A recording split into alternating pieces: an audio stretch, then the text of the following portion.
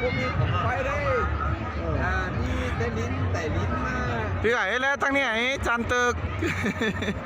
จันว่าจันน่ะเนาะ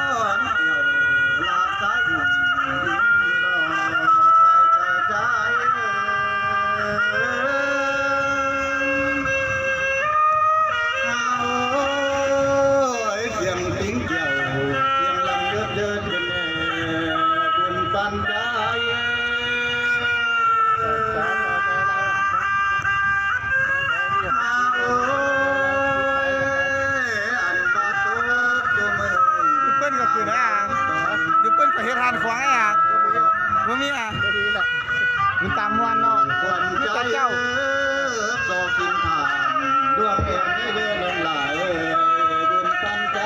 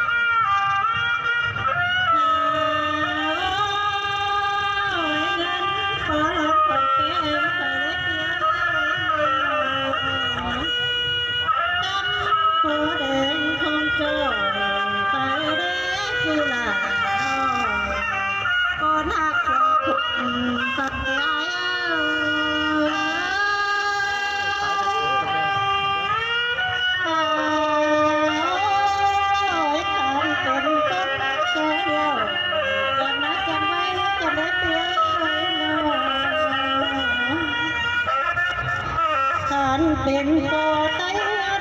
จะมาจังตาเป็นแม่จูฮักลา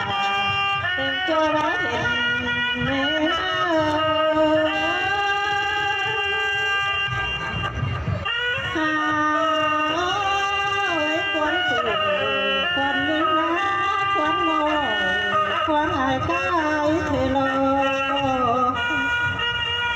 นไปจานมางามมาข่าวเคยนายก็ล้างหน้าคนอื่นมาจากเพื่อรอใส่ใจวิญญา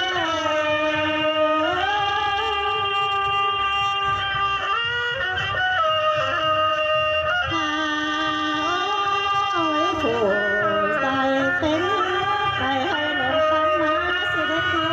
ยที่ไปน้ำลงทางเต่าเสือเด้ปีที่เขาตุ้งกลางมาเมียนตุ้งกวางเคยพอผู้หักหลาคนหักลำเสื่อม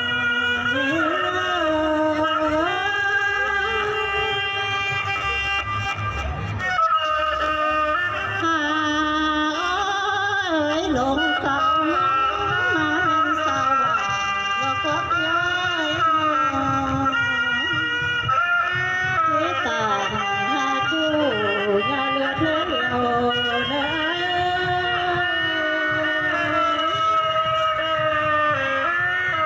เลือดน้อยนุ่งจีเสียเสือลอลาเบื่อในนุ่งจีเสียเขียวคนเดียวที่บ้านเสียเหงาเมียคนจูเก่าเสียเด้จูหักหลาจึงตัวบ่เห็น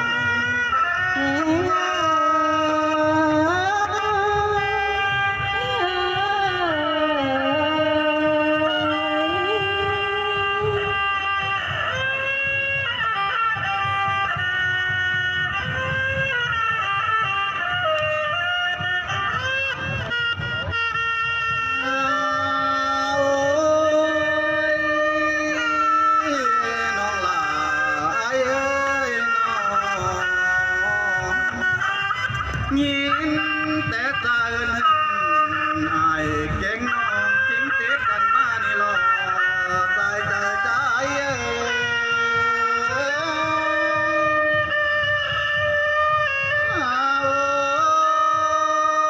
ขวัญใจก็ขนาดตาแต่เรือนมาตามนี่นาอันว่าผ่านแต่บ้านพ่อแม่มาจานี่หรอ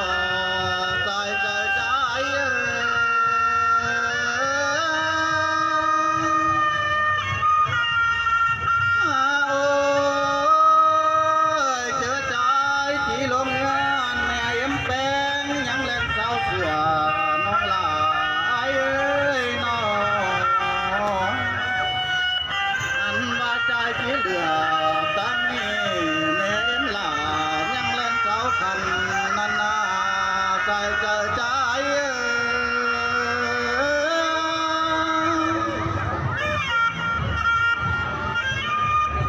โอ้ยจอมนุ่งเสื้อปีหลาจังไหลเล่นดิดมา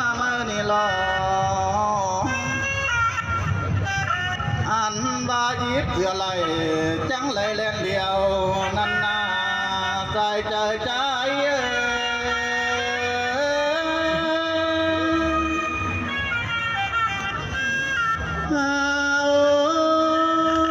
ขวัญใจจังลัดพาญามานี่ยากมานี่รอใจใจใจ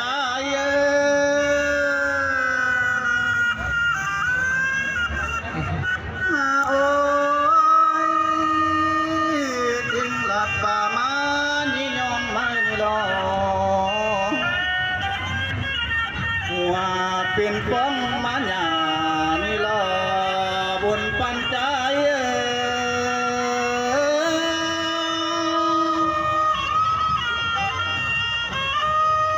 โอ้ยอันว่าเสือลำกดใจอ่อนนาบนปันใจ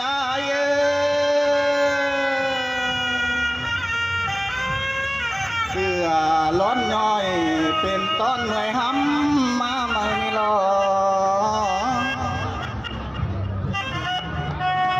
โอ้ยผู้ควรยิ่งหน้าจึงก้อยเอาไหลตามกันลงพวกเอาใจในใจใจใจ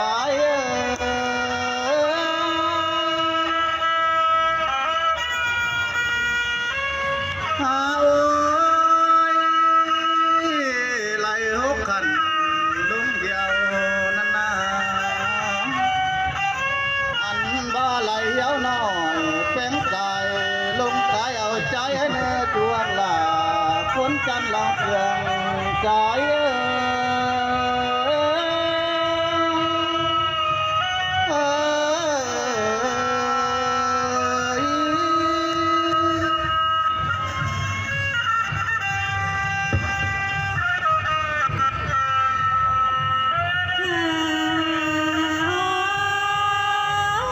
คนยิงหน้ามาเดือแห้งเก่งโตเดือดูกันเดียตามจูมาเดือไว้กันเดียยิงหน้าไล่ตามน้องลายังกระเป๋ามาหนา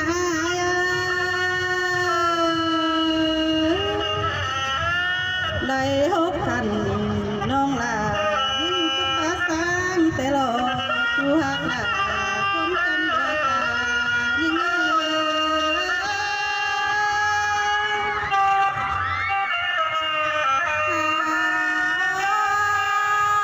ควันยิ่งหน้า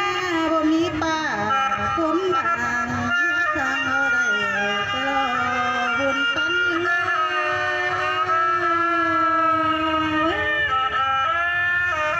ไม่ลำดัวยังอยู่กับปูจอมเที่ยวนา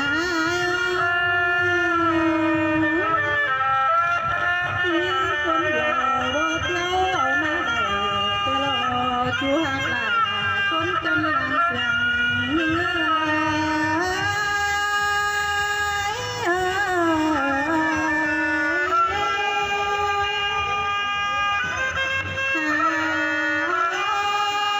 ควันยิ่งหน้าที่มาตัดเอาตรงจริงจังมาหอแลก่อนนะ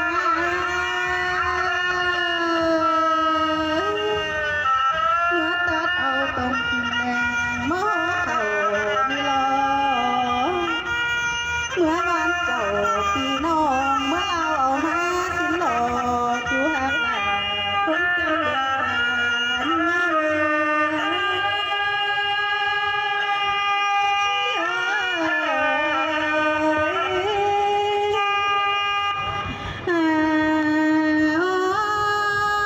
ผู้สายแป้งคนคอยเฮ็ดเจ้าสักน้ำตา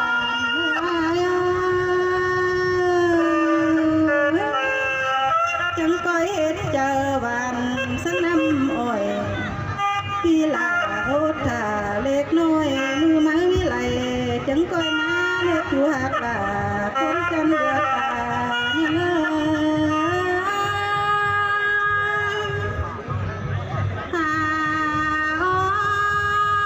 แป้งไปทำส่วนกิ่งน้อยบ่ดาเนื้อไปทำส่วนขาน้อยบ่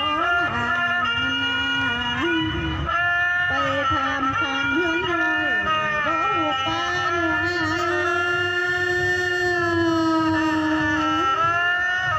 ทำในหลาน้อยให้แปดลงได้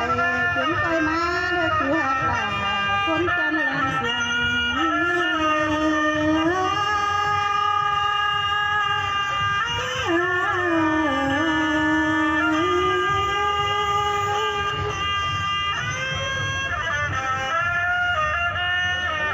มีสองโตนะแม่เนาะ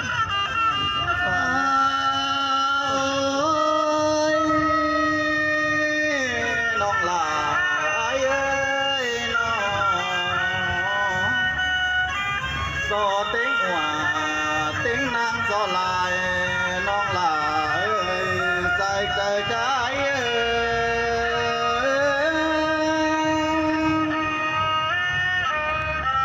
หาโอ้ยควันใจจนกัดคือว่าเดียวนี่ดอกอันมาคนเดียวสังตาพุ่มป่ายงานนี่รอใจใจใจ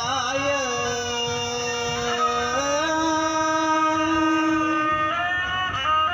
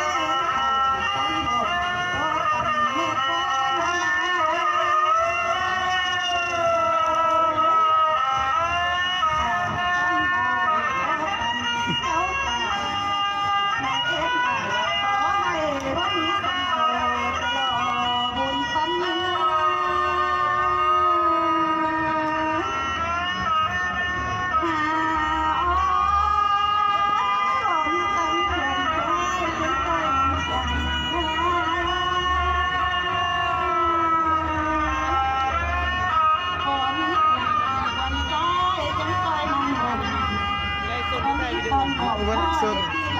วิทยาลัยสุดท้ายเป็นคลิปเสร็จแล้วท่างนี้ไปได้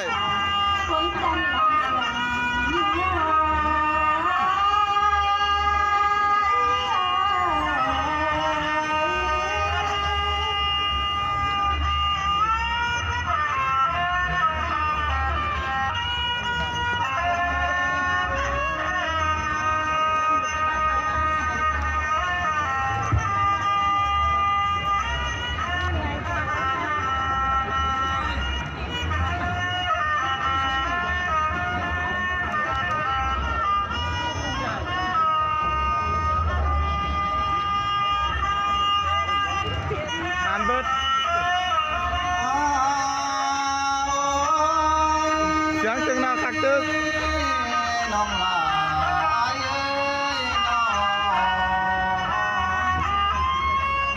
อาจมาเจอใครนี่ก็แค่ใจกินหาดมานี่หรอกใจเกิดใจ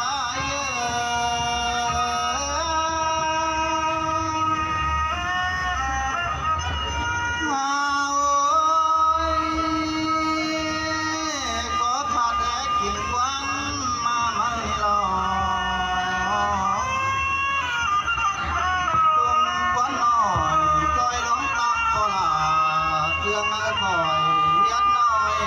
cô có giờ hẹn tại trời trái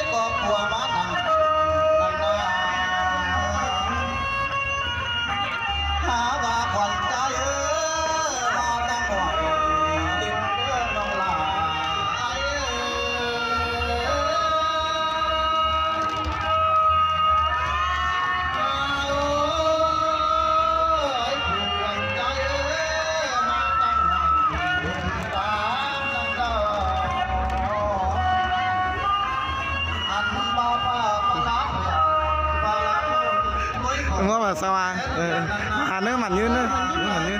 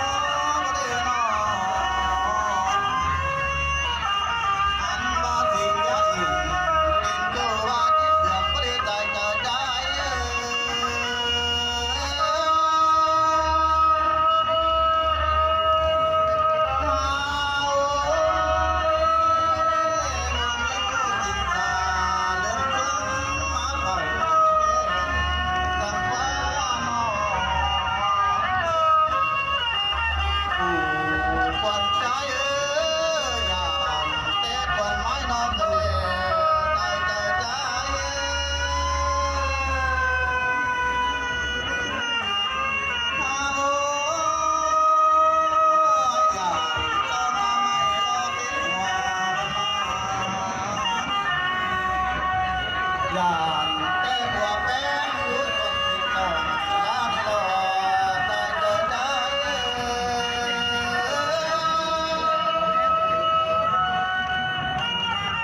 โอ้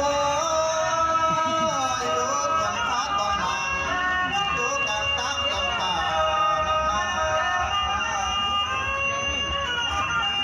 อันบ่ที่ทำใจที่ก็สิ้นผู้น้องหลาย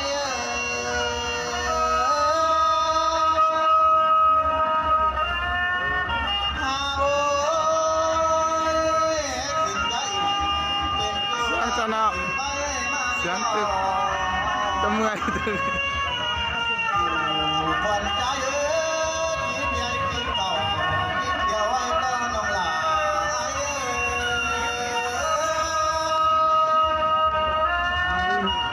น้องทนไม่ไหวแล้วเหนื่อยมากเหนื่อยตึกเหนื่อยตึกเมื่อยมาก บอกเอาเมียซะฮะเอาเมียเจ๊มามั้ง ไม่มีหรอก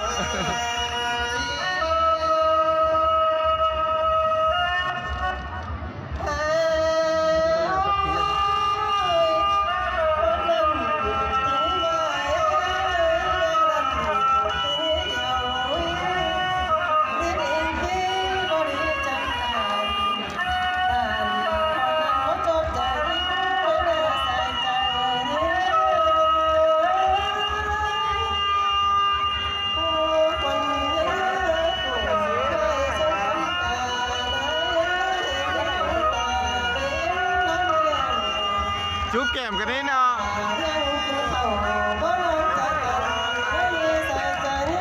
หอมไหมหอมแก้มไหม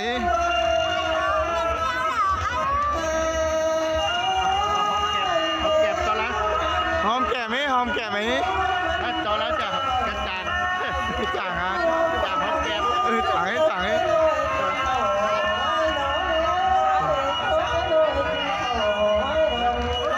หอมแก้มไหม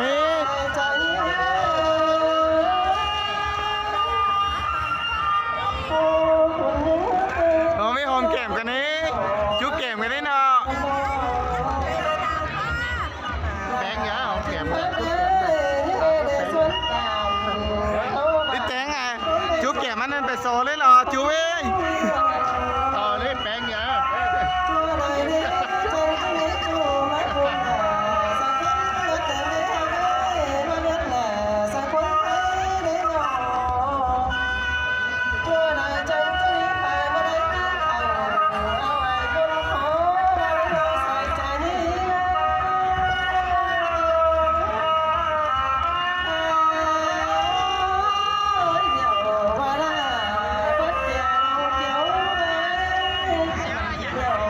จุ๊บแก้มไหมจุ๊บแก้มไหมนะ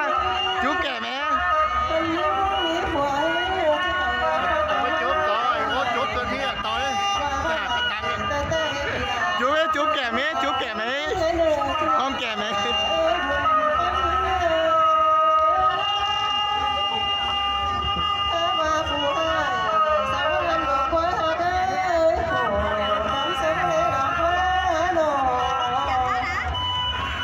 ุ๊บแก่ไหมจุ๊บแก่ไหมจุ๊บไหม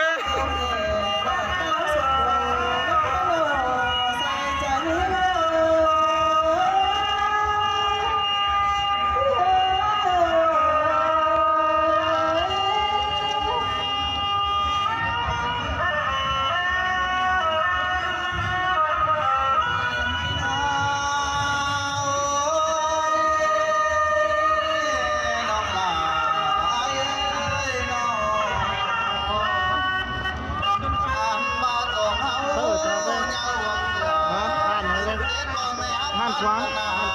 อันนี้มันกลางขวางนี่เขามาสั่งห้านขวางเราแต่เจ้าสามารถเฮ็ดอันปั้นฝ่ายแล้วก็ผู้บ่าวมาซักไม่อิ่มเลยห้านขวางแต่เจ้าบ่มีไฟแล้วหลังไฟบ่มีไฟฟ้าแล้วหลังไฟ หลังไป เ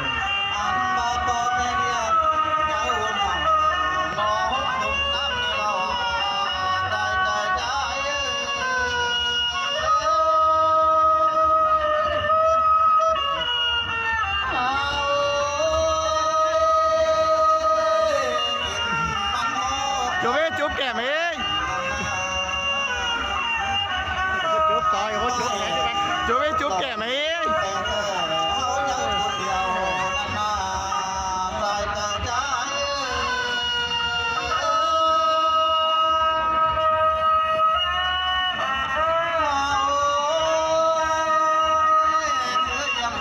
จุ๊บแก่ไหมจุ๊บแก่ไหมเนาะ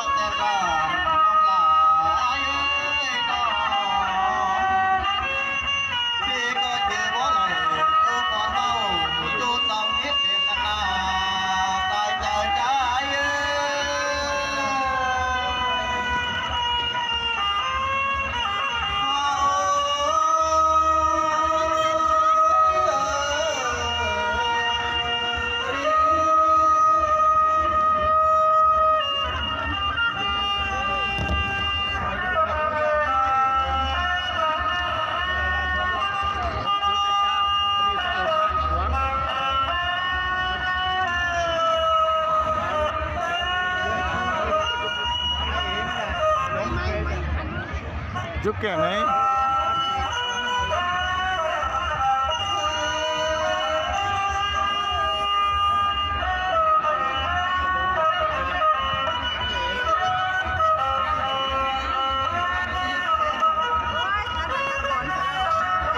เสียงตึกหอมแก่ไหม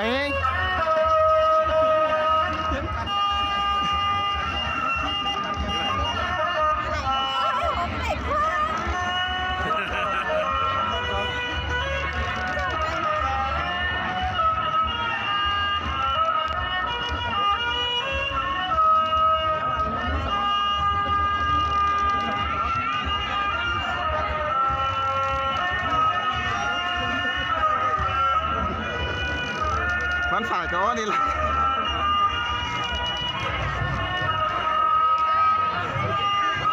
เดี๋ยวหน้าไหนล่ะ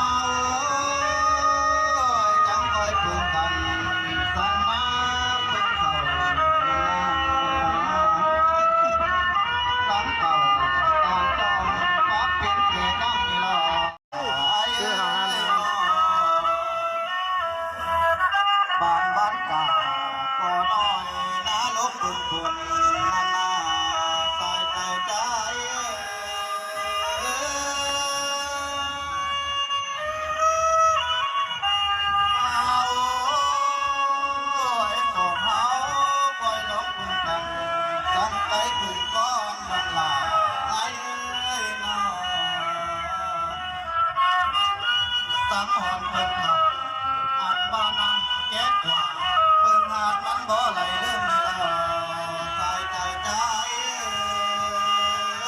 เอาหัน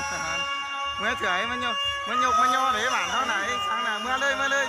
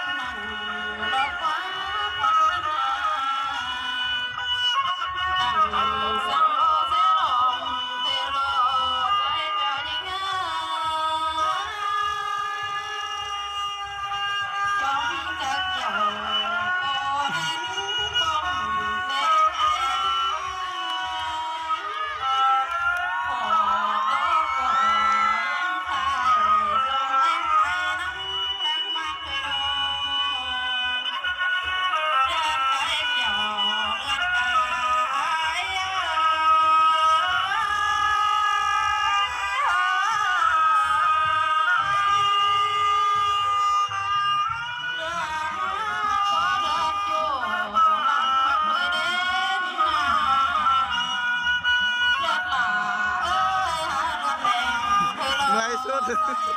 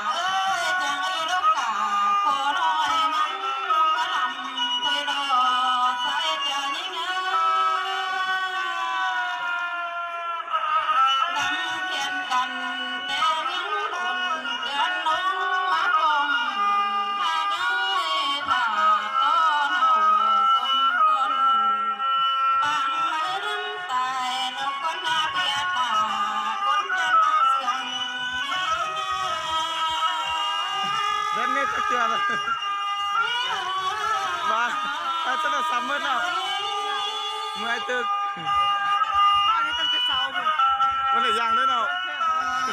mới sao đi cắn con đi nè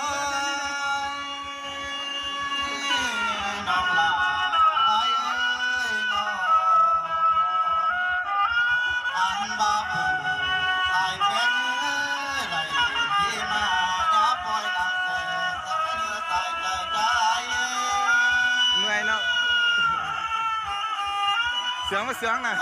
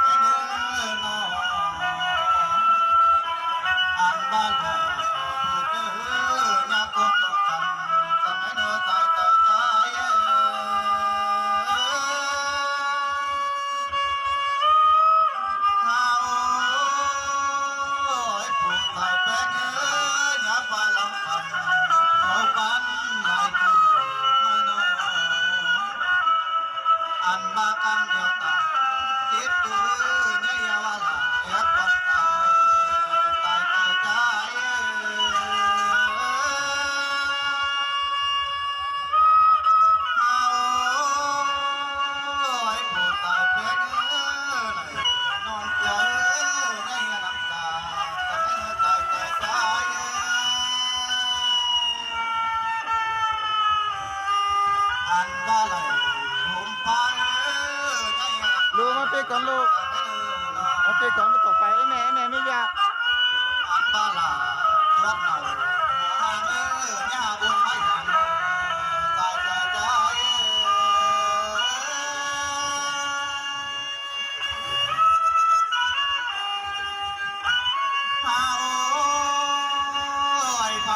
ดู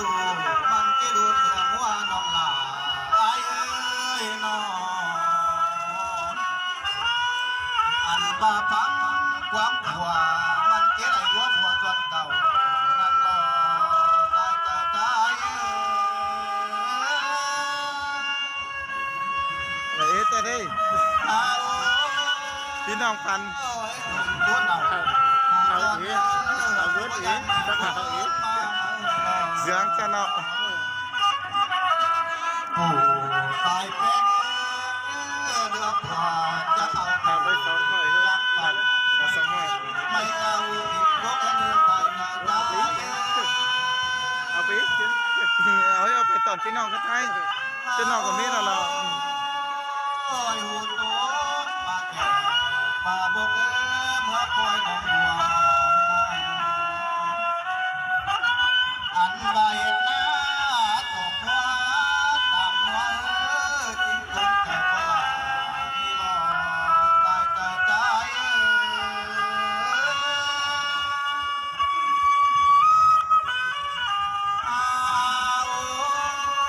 โอ้ยผู้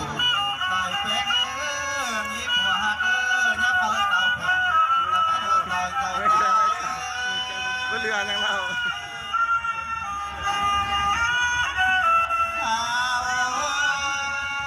อันปันมีผัวเป็น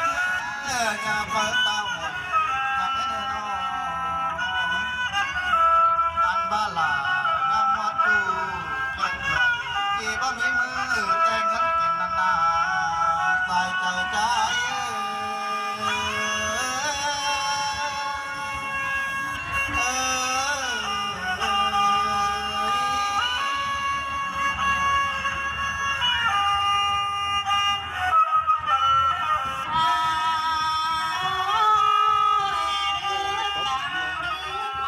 นั่งนี่ตึงมา ครับเป็นอ๋อรู้เด้อ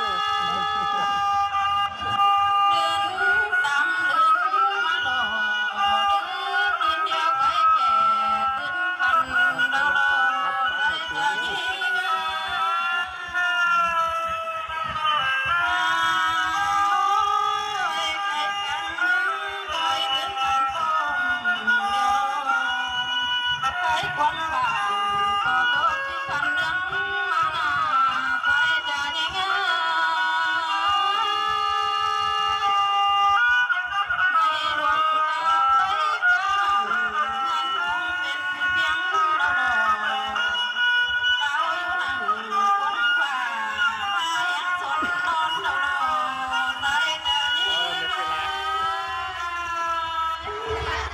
นอนหลอกว่าไอ้เอ้ยว่าน้อง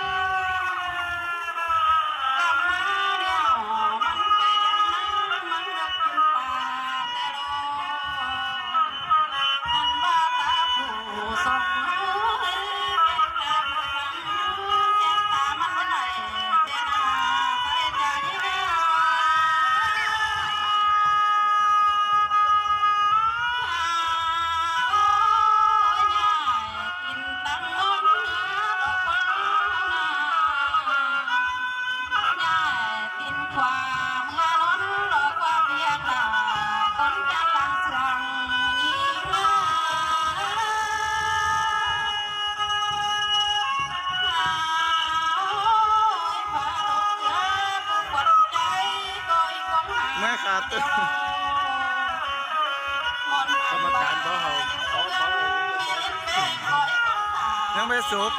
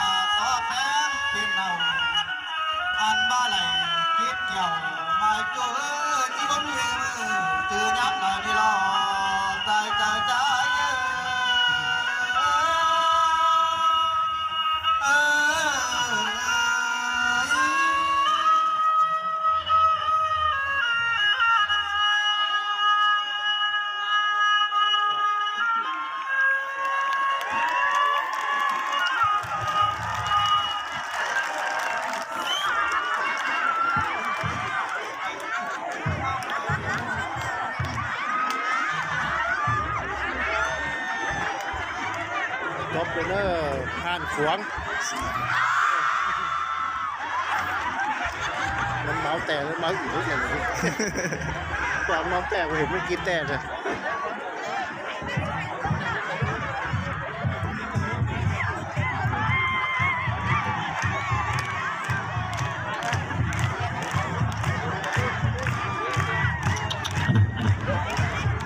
ถือว่าผ่านการแสดงศิลปะวรรณคดีสมัครเล่นของบ้านไทยบ้านบุงมาในคับบ่าวสาวขึ้นห้านควงได้สำเร็จเสร็จสิ้นนี่เป็นฮีตของประเพณีอันดีงามของชนเผ่าไทยดำที่เคยสืบทอดกันมาแต่ศตวรรษที่ 13